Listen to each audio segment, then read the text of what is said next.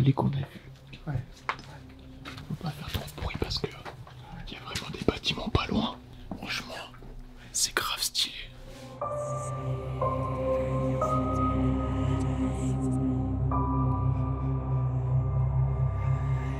C'est super grand. T'as vu là? Regarde.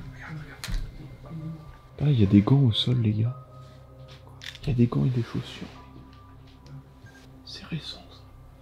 Il y a peut-être quelqu'un qui dort ici. Est-ce qu'on commence par le sous-sol ou est-ce qu'on monte direct? Sous-sol.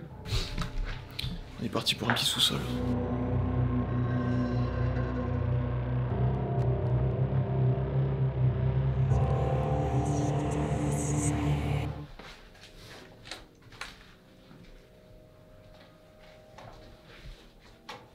Ça fait peur.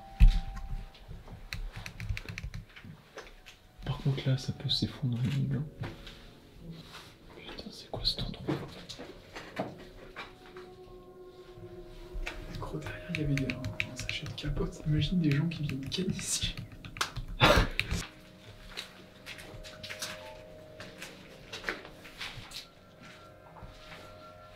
On a repéré des escaliers tout à l'heure. Direction salle des machines, les potes. Tu vois, ça, c'est une C'est sorte un de four, hein. je pense. Parce que tu vois, il y avait du charbon un peu. Putain, c'est super dur. Il y a une bière. Il y a une bière dans le four.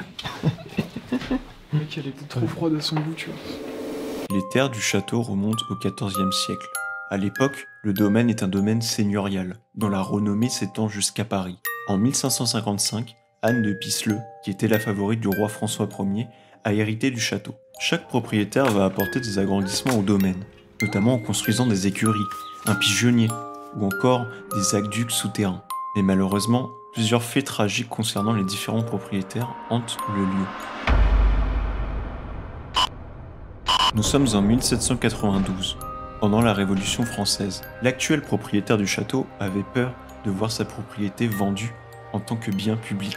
Sous la pression, il revient précipitamment de l'étranger. Mais depuis son retour, plus personne n'a de nouvelles de lui. Il est retrouvé mort par ses filles dans l'eau de l'étang de son château.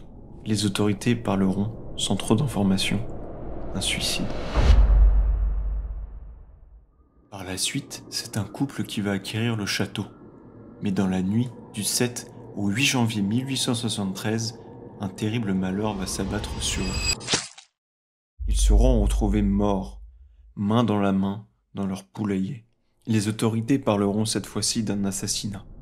Et la tombe des deux époux est désormais ornée de deux mains qui s'enlacent.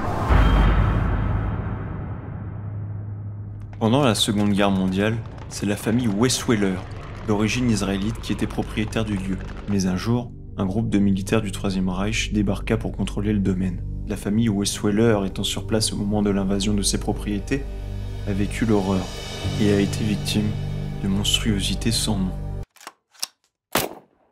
Le mari se suicida au manoir et sa femme fut déportée à Auschwitz. Elle n'est jamais revenue. Les nazis étaient devenus les seuls propriétaires du lieu, jusqu'à l'arrivée des Américains à la fin de la guerre. Aujourd'hui, une partie du domaine a été rachetée par la mairie, mais l'autre partie que nous explorons actuellement est totalement abandonnée et presque à l'état de ruine.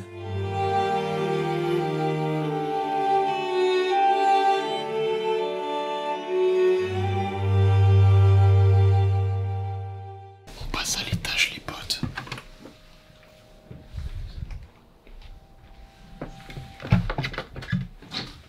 Des mecs, ils posent des messages, mais ils respectent pas.